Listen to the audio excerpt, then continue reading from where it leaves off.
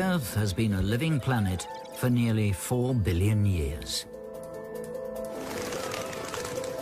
In that time, nature has had to solve all the varied problems of life.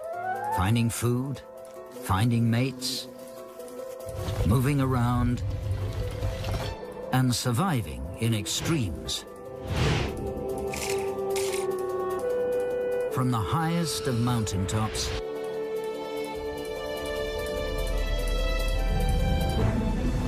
to the freezing ocean waters.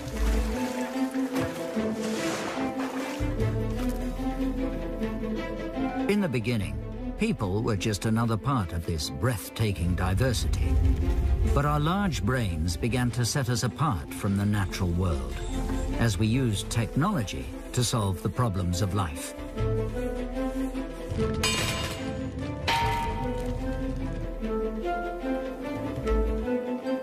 That alienation made us extremely successful, but at great cost to our planet.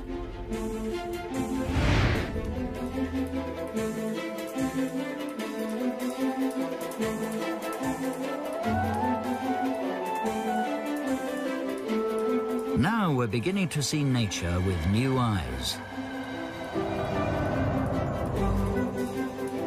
At the start of the third millennium, we stand on the brink of a new revolution, one where nature and technology stand hand in hand. The new science of biomimetics looks to nature for inspiration and is finding answers to our modern problems in totally unexpected ways, from how to move around to new materials and new ways of building them, and even how to solve the energy crisis. The answers are already out there, in nature. All we need is for nature and technology to work together.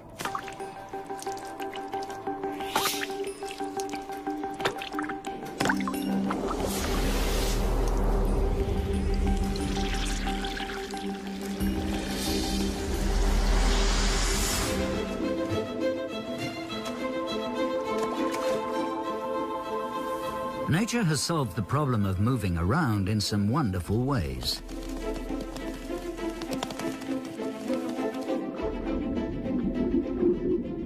Legs, wings, and fins have all been invented by evolution many times. But all these creatures have one thing in common. They have to travel as economically as possible. Nature abhors waste. No creature that wastes energy will survive the unforgiving hand of natural selection.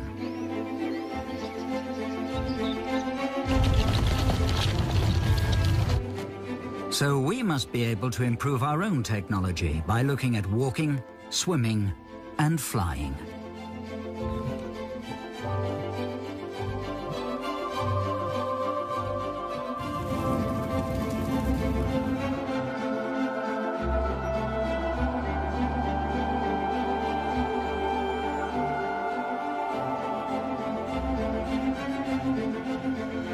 But can scientists really learn anything new from nature? After all, we've come up with incredibly successful ways to travel around our planet. We can move faster than anything in nature.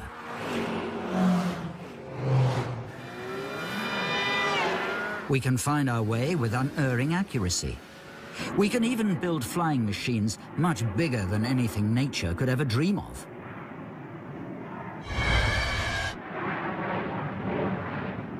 The biggest thing nature can get into the air is this swan. But it was birds that first gave humans the idea of flying. Dreaming of flight and actually taking to the air are two very different things. And despite imaginative ideas like those of Leonardo da Vinci, people would remain firmly earthbound for centuries.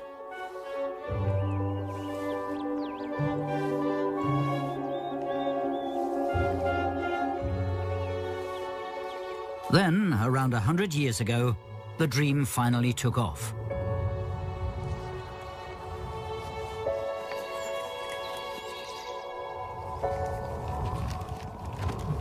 Pioneers like German engineer Otto Lilienthal began to find ways of getting off the ground. Like Leonardo, he made detailed studies of birds. He reasoned that the shape and structure of the wings was vital to the bird's ability to fly, so he modeled his designs along similar principles. This was the right approach, though it would be many more years before anyone understood why his designs worked. The shape of birds' wings creates a spinning mass of air, a vortex, around the wing. When the bird is moving forward, this circulation causes the air above the wing to move faster than the air below. The faster air moves, the lower its pressure. So this means that the air below the wing is at a higher pressure than the air above, creating an upward force. Lift. The key to taking to the air.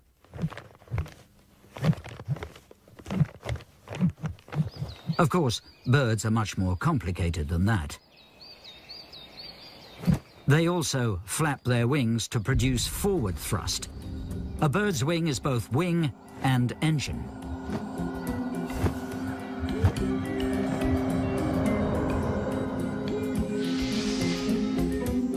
Lilienthal's real bio-inspired breakthrough was to separate the problems of lift and thrust.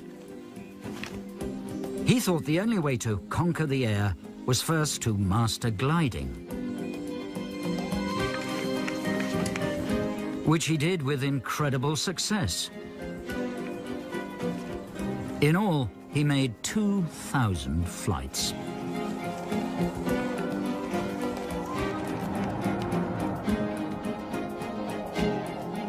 His pioneering flights laid the foundations for the next stage in aviation, a step taken in America by the Wright brothers.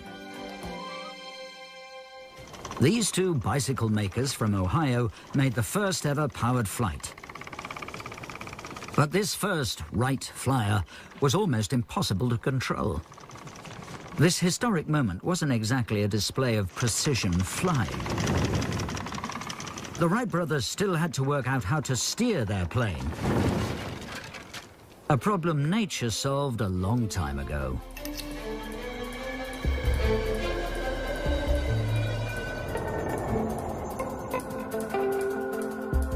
The goshawk has perfected the art of aerobatics. It hunts its prey through dense forests, so needs to twist and turn at high speed. It's impossible to appreciate its performance in the wild, but slowed down 100 times, its aerial skill is breathtaking.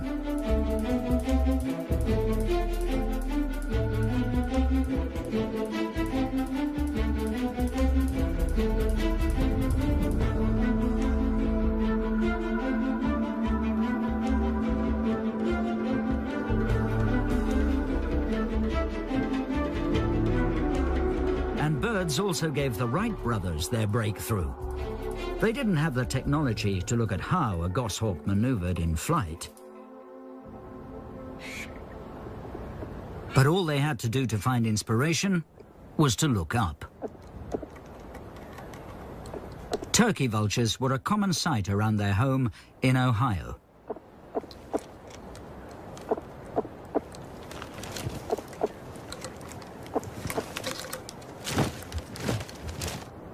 And these birds fly with a slow, lazy, gliding flight as they circle over the ground searching for carrion. It's much easier to see with the naked eye how they control their flight path. They seem to steer by twisting their wings, and the Wright brothers took this idea and applied it to their later planes. It worked so well that the Wright brothers were able to join the vultures, soaring over the prairies for hours at a time.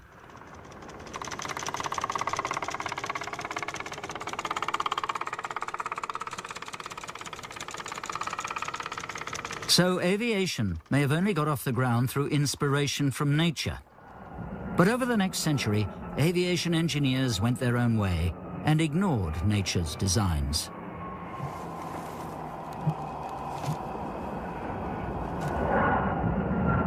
But many of our cleverest engineering solutions have exact counterparts in nature. For birds and planes, the hardest part of flying is landing or taking off. When a wing is moving slowly through the air, there's much less lift, making it harder to stay in the air. The engineering solution is to make the wing bigger by extending flaps at the rear.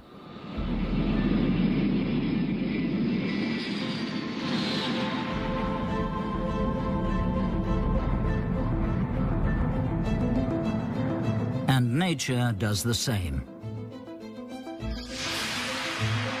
A hunting barn owl flies slowly, listening for the slightest noise in the grass that might reveal the location of a mouse.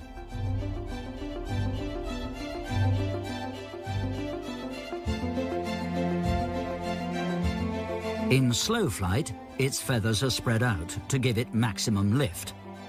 A bird can change the shape of its wing far more dramatically than a plane, giving the barn owl its ability to hang in the air until it pinpoints its target.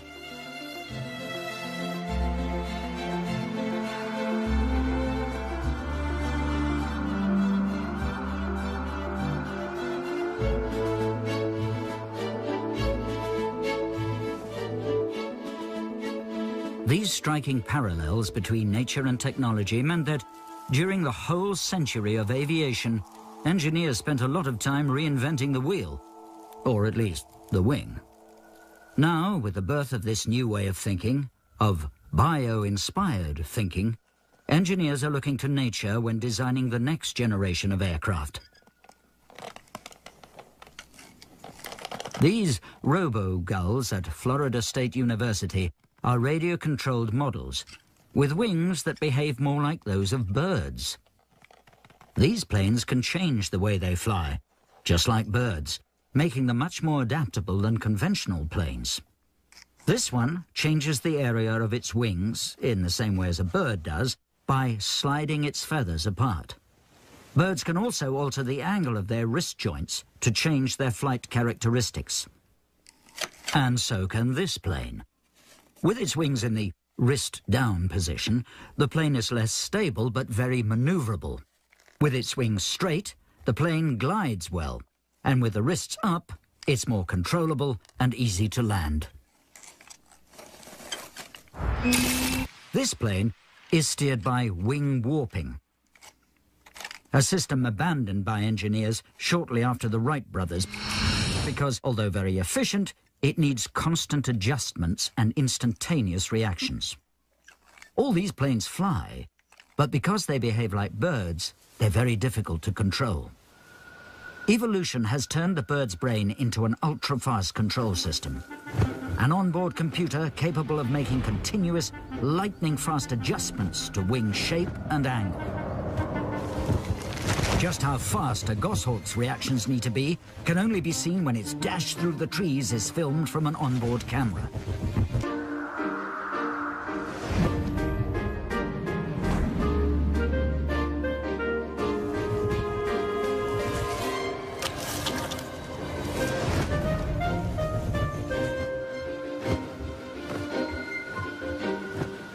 The researchers from Florida State University really appreciated the goshawk's instinctive skill when they tried flying their robo-gulls by remote control.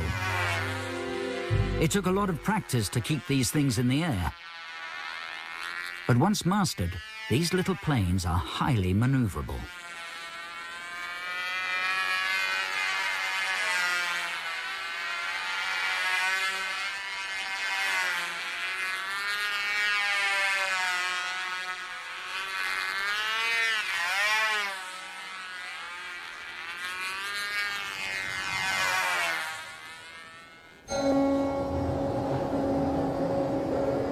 Meanwhile, at the Technical University of Berlin, scientists are using a specially designed wind tunnel to study a different aspect of bird flight. Attached to the front of this wind tunnel is another innovative design by natural selection, a stork's wing. The long, finger-like primary feathers are spread and turned upwards in flight. This reduces the amount of drag, which would otherwise slow the bird down. For birds like storks and vultures, A wing with low drag is critical. It gives them a much better performance as gliders. We've invented a similar trick. Upturned winglets on the end of the wings of modern aircraft serve the same purpose, reducing drag created by vortices spinning off the wing tips. But nature's system is more adaptable. It's automatic. As the airflow increases over the wing, the primaries bend up into just the right position. And multiple winglets are more effective.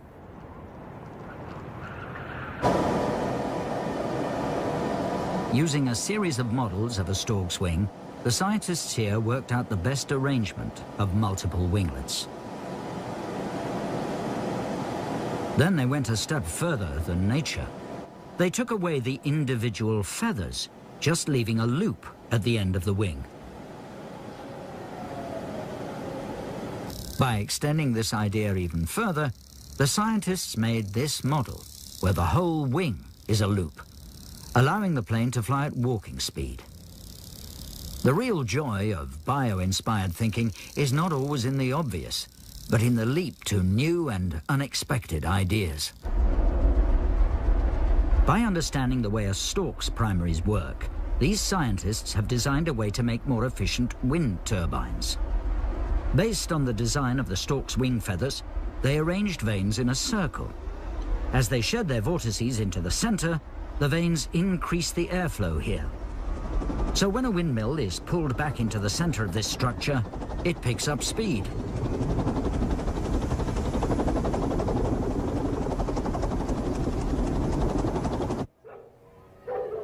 Inspiration for new ideas can come from anywhere. There are more than enough ideas just around the house and garden to keep a scientist busy for a whole career. Take the humble fly, for example. It might hold the secrets to new kinds of spy vehicles or search and rescue equipment.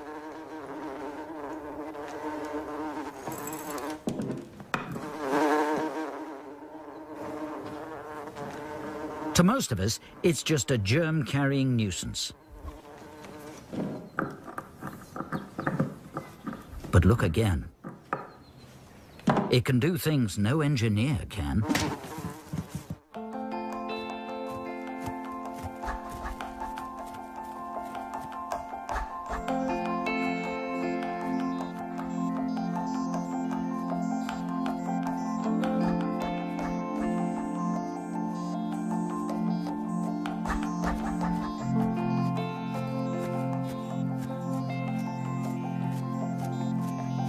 Until a few years ago, scientists had no idea how flies flew, let alone how to copy them.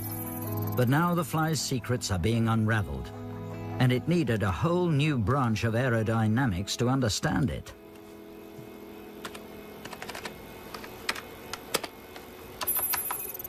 Deep in the basement of Caltech, the California Institute of Technology, there's a fruit fly with a half-meter wingspan, a working model, submerged in hundreds of liters of oil.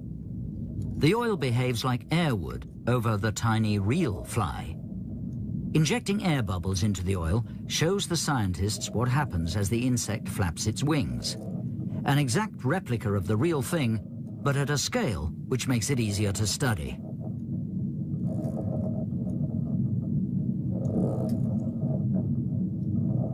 The wing creates spinning masses of air around it. Some of these vortices spin off beneath the wing, producing some lift.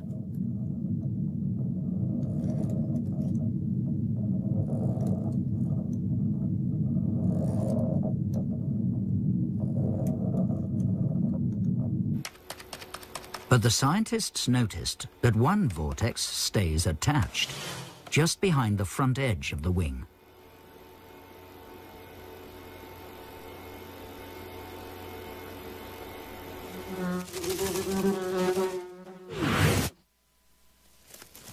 And it turns out that this leading-edge vortex is vitally important in allowing the fly to fly.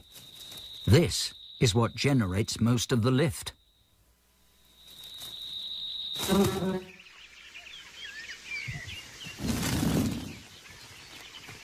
Understanding how insects fly should mean we can build smaller and smaller flying machines. But so far, machines like Delphi at the University of Delft in the Netherlands is about as small as we can get.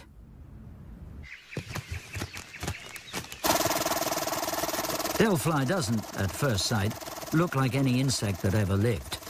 Its two pairs of wings are stacked one on top of the other, not one in front of the other like an insect.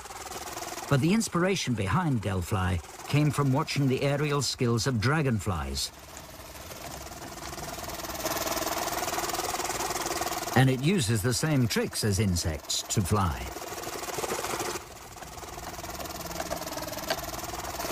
Most of its lift comes from a leading-edge vortex that forms over its wings, just as in a real insect. Flapping flight was abandoned by aviators before it ever got off the ground. But now, understanding how insects fly, we can build flapping flyers that really fly. And not just fly. In flight, Delphi looks very much like a giant dragonfly. And like the real thing, it can hover.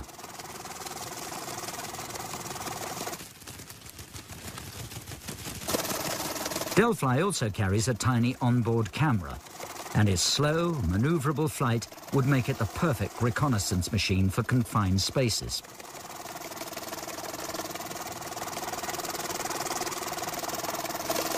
Though it's still not as good as the real thing.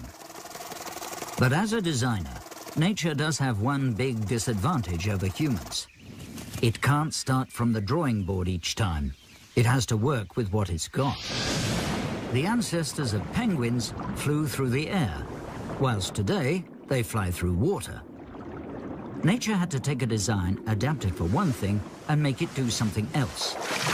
That penguins can move through the water so easily shows just how effective natural selection is. So penguins might be the obvious creatures to study for designing better ships and submarines. Perhaps. But at its best, biomimetics is never that obvious.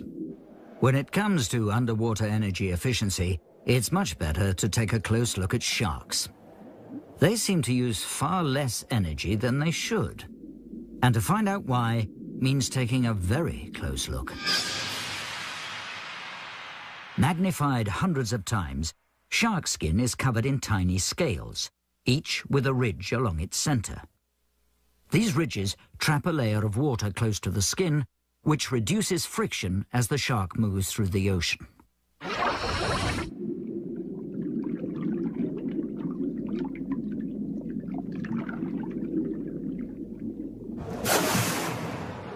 One swimsuit manufacturer has now made suits covered in minute shark skin-like ridges. Then they analyzed the shape of a swimmer's body and, just as the shark does, only placed ridges where they're most effective. This should, in theory, reduce drag by around 4%. Well, that's not much, but in competition against the best in the world, it might just be enough.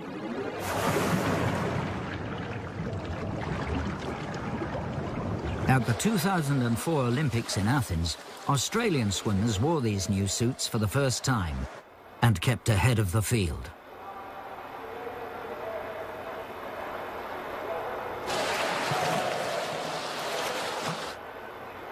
Whether it was the shark skin effect or good old-fashioned better training is hard to say.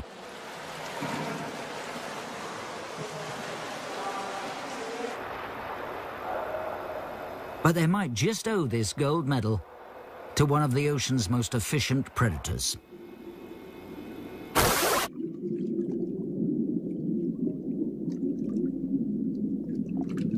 At first sight, the dumpy little boxfish looks to be the complete opposite of the sleek, streamlined shark. But it attracted the attention of car designers at Daimler Chrysler in Germany. When they studied it more closely in wind tunnels and computer simulations, they found that it was very effectively streamlined. And because, like a car, it's shaped like a box, they modeled a car based on the boxfish.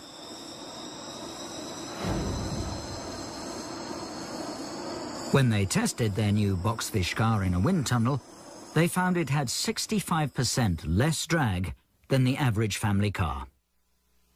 But as efficient as nature is, it's never come up with one innovation that we have. The wheel.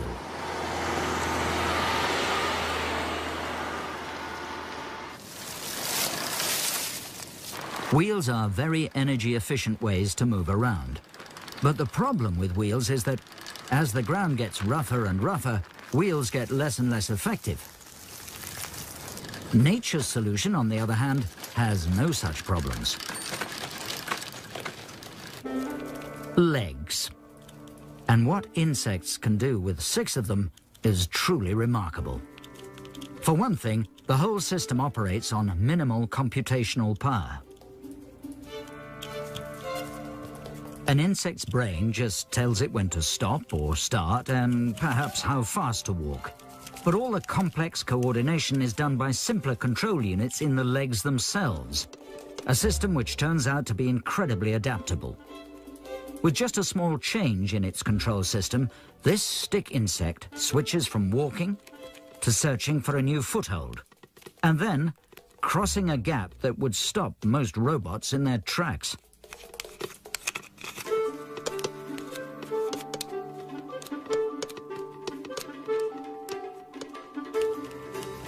So at Bielefeld University in Germany, stick insects are put through their paces to see how this system works. Researchers here have found that the stick insect has separate controllers, not just for each leg, but for each joint of its legs. These work with sensors in the legs which fine-tune what amounts to an automated walking system. Exactly what some robot designers are trying to achieve.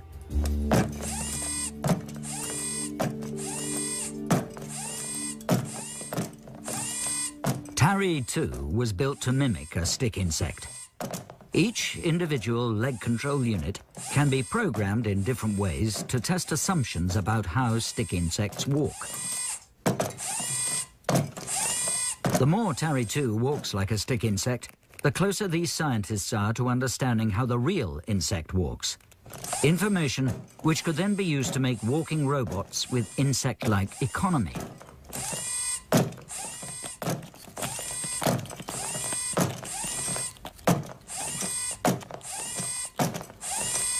But insects can do more than just walk. They can run at very high speed.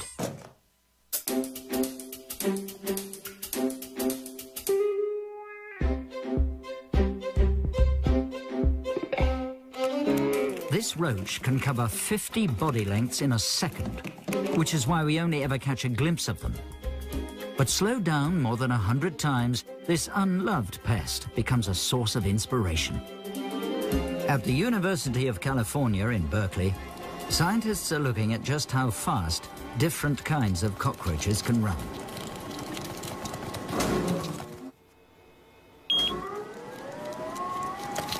As this death's head roach runs, it turns an air-cushioned ball, allowing a computer to measure its performance.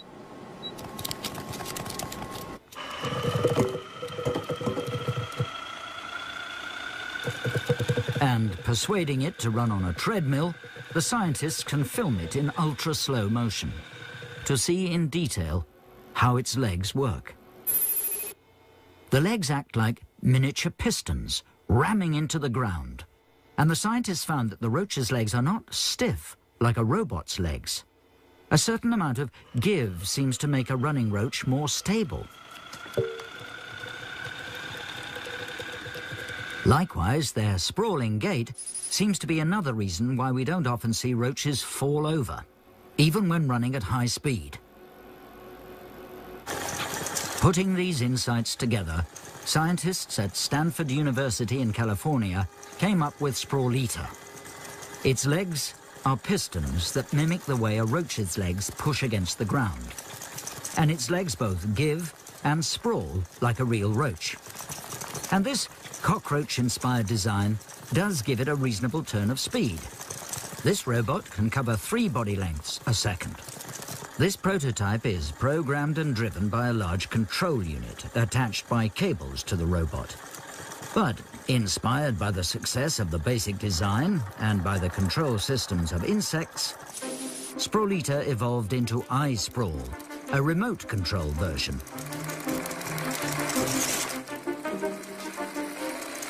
And with a few further improvements in leg design, iSprawl can cover 15 body lengths a second in a surprisingly roach-like manner, though not yet close to the fastest roaches. But roaches aren't the only creatures providing inspiration for robot designers. If anything, ghost crabs are even more impressive performers. They can also run at speed, but on 8 legs, not 6. And they can switch from running forwards to sideways to backwards without ever breaking stride. Back in the lab, the ghost crab's running skills can be studied in more detail. They're also the perfect all-terrain vehicles. In this experiment, air bubbled through the sand turns it into the equivalent of quicksand. It slows the crab down. But a change in its gait, the crab's version of low gear ratio 4-wheel drive, means it can easily cross this obstacle. And back on the treadmill, the scientists can also measure how much energy the crabs are using to move. And some very unexpected results are beginning to emerge. As they measured more and more species with different numbers of legs, they found similar relationships between the energy used and the forces that these creatures generate when walking, between animals as different as humans, crabs, and dogs. One human leg is the same as 2 dog legs, or 3 roach legs, or 4 crab legs.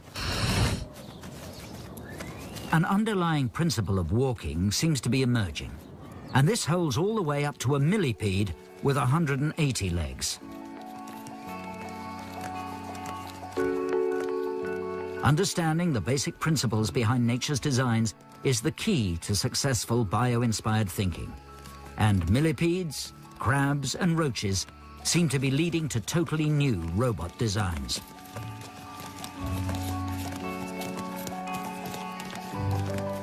Nature's walking machines rarely break down, and that's because nature goes in for a lot of redundancy. There's always a backup system. Creatures like millipedes and centipedes dramatically illustrate this principle. They have multiple repeated segments, each doing the same thing.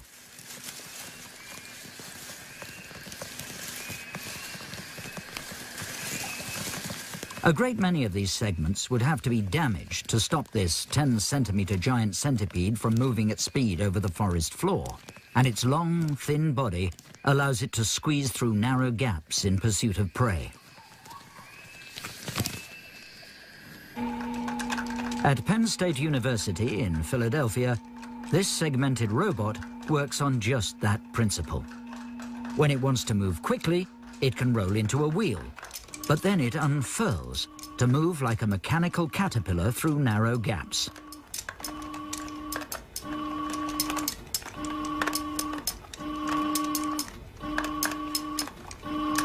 And it will take the loss of several of its segments to bring it to a halt.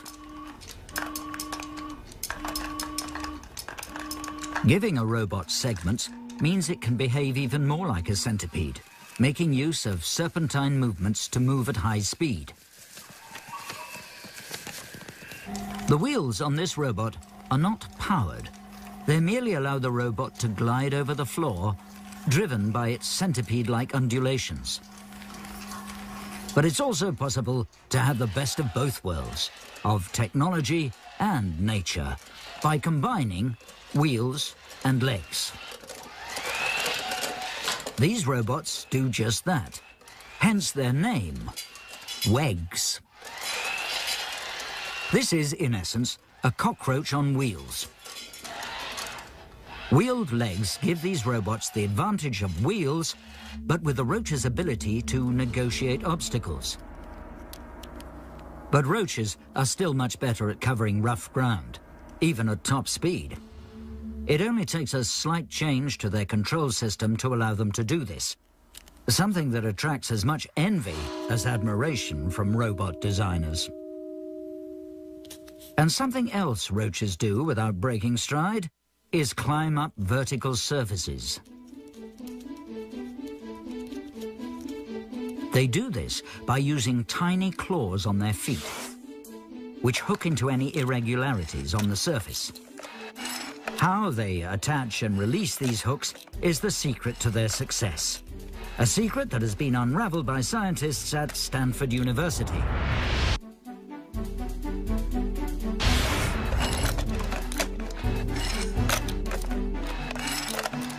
They've produced SpinyBot, a robot that can climb vertical surfaces using cockroach-like claws and an ingenious mechanism for hooking into the tiniest of cracks.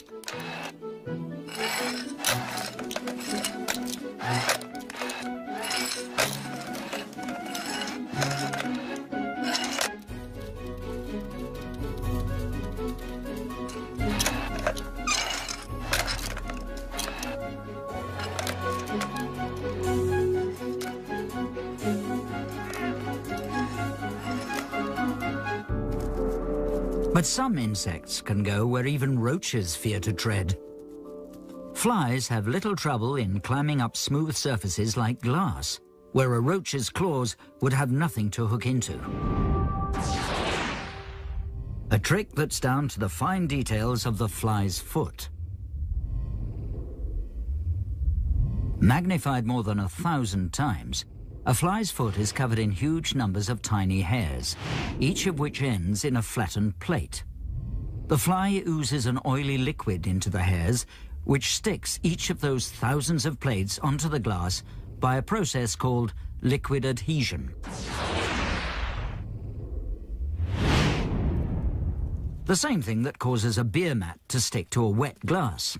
Robot designers have looked at flies, but concluded that robots that leave oily footprints wouldn't be a good idea. Especially when there are bigger creatures that can climb smooth surfaces that might be easier to mimic, like tree frogs. The frog's feet are covered in mucus, but they don't seem to work in quite the same way that a fly's foot does. Because the frog is so much bigger, the mucus on its toes would have to be thicker to stick it to the glass, and then it couldn't unstick its feet. After all, climbing is as much about letting go as hanging on. When scientists looked closely at this mucus, they were surprised to find that it's not much thicker than water. Easy for the frog to lift its feet, but not sticky enough for it to hang on. The answer to this mystery lies in the fine detail of the frog's toes, a precise pattern of hexagonal plates. Each plate can move separately to line up with any irregularities on the surface, and the canals carry away any excess mucus that might separate the plates from the surface. At smaller scales again, each plate is covered with tiny bumps, the tips of which make close contact with the surface. So close that it's friction that stops a frog sliding down the glass. Which is making car tire manufacturers sit up and take notice.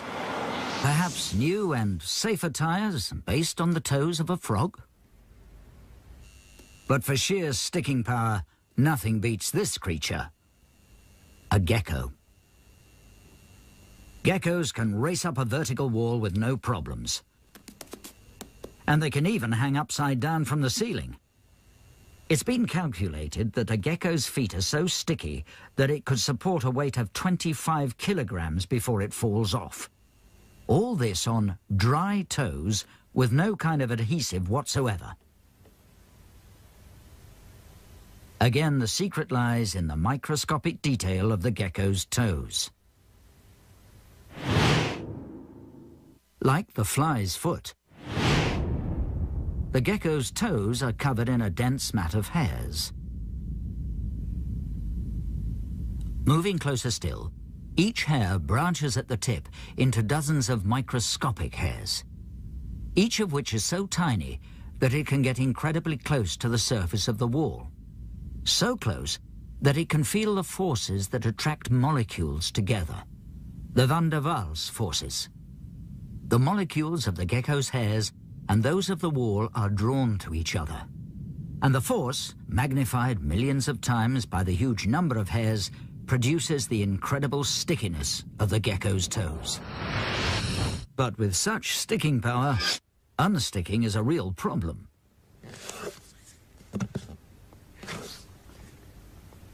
The gecko has to curl its toes to unpeel them from the surface before it can lift its foot.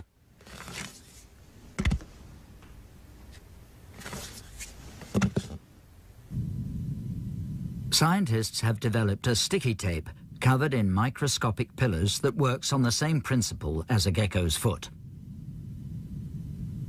But before they can use it to build their own mechanical geckos, they have to work out a way of unpeeling it, so the robot isn't just stuck in one place.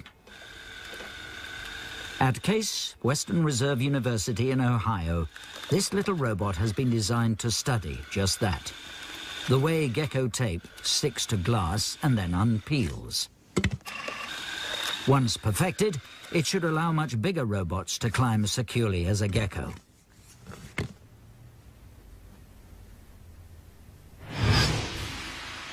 Whether climbing, walking, or flying, robots need a way to move their limbs. Often, designers use some sort of motor, where nature uses muscles.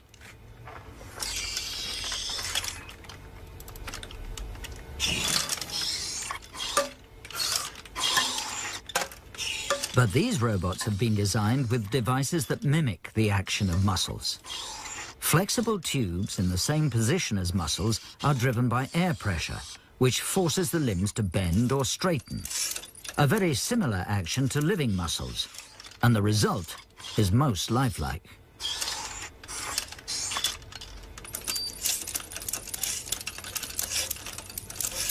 In most animals looked at so far, the energy needed to walk varies in a predictable way with the size of the animal. But nature has come up with one or two surprises. When caribou walk, they use far less energy than predicted by our equations.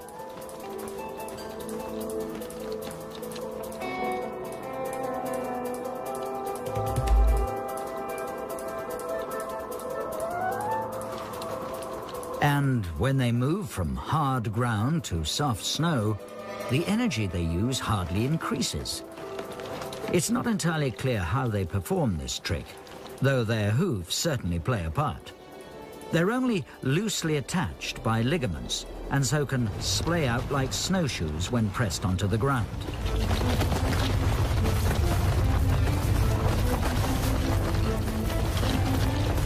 But the real secret of their success must lie in making each swing of their legs as economic as possible.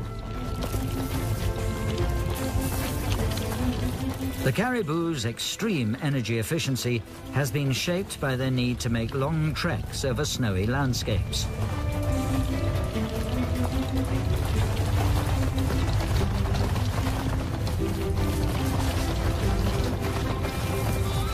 Each year, they move from more sheltered areas in the south, where they spent the winter, to more exposed coastal slopes, where the females will give birth. Here, the grazing is better, and they should find some respite from uncountable swarms of biting insects. But no one's yet braving these remote, mosquito-infested regions to work on a robo-caribou. Especially when there's more than enough inspiration much closer to home. Our own bodies have also been shaped by natural selection to produce our unique two-legged gait. Engineers at Honda in Japan have made detailed studies of the human leg as they've evolved their own bipedal robot, Asimo. The positioning and flexibility of the joints in Asimov's legs have been carefully modelled on those of humans, giving Asimov a very human-like movement. But walking on 2 legs, rather than 4 or 6, is inherently unstable. We've solved this problem by having sophisticated balance organs in our ears which, working with sensors that tell us the position and angle of our joints, produce some truly remarkable results. Asimov's designers have copied this system and given it a range of joints and limb sensors, which means Asimov can walk, run, turn, and even climb stairs extremely well. Asimov uses a lot of energy to achieve its amazing performance, but it's possible to make a bipedal robot with the energy-efficient leg swing of a caribou.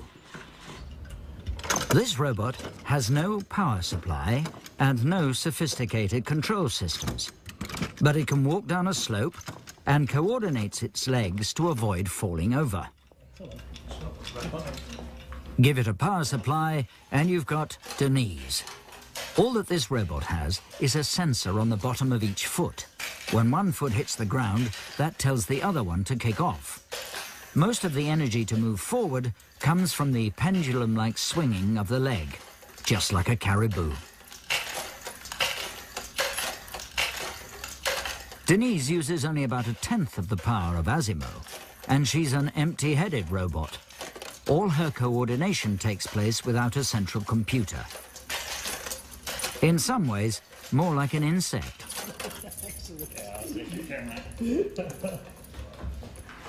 Asimov is the exact opposite. All its complex abilities are controlled by a wireless link from a powerful computer. This is a very different approach from those studying the simple, localized controllers of insects. Asimov needs a complicated central controller. There's a model for this in nature: the human brain. But no one has yet come close to really understanding how that does what it does.